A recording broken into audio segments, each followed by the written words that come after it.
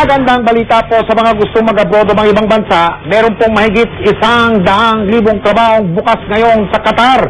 Yan ang tinutukan ni Maki Pulido. Kung sa Dubai at ibang bansa sa Middle East matamlay na ang hiring, agresibo naman sa pagtanggap ng mga bagong empleyado ang bansang Qatar.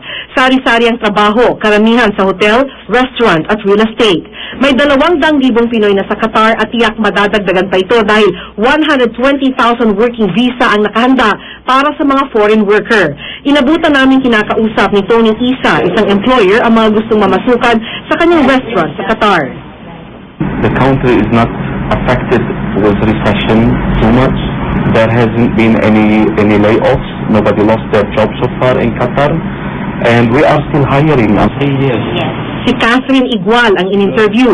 May degree sa business management pero nag-a-apply bilang waitress. I was looking for a job since January. And then until now, wala pa rin akong work. So, nagplano na ako mag-apply for abroad. So, parang, di ba, makahanap mo ng trabaho. Kasi, darating yung school year, so kailangan ko nung makaipon para sa pang-tuition ng kapatid ko. Ang mga trabaho sa Qatar idinadaan sa mga recruitment agency na lisensyado ng POEA.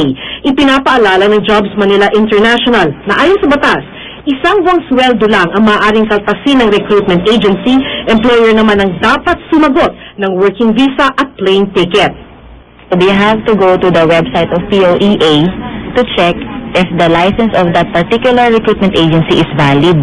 Kasi marami pong nag-ooperate na recruitment agency na suspended na yung license or cancelled na, pero nagre-recruit pa ng tao. Ang masama pa doon, naniningil pa sila. Sa dami ng mga tulad ni Catherine na nakikipagsapalaran, ang dapat daw tinitiyak ng ating gobyerno ay may matakbuhan man lang sila sakaling mga ilangan ng tulong sa bansang kanilang tutuluyan. Maki Pulido, nakatutok, 24 oras.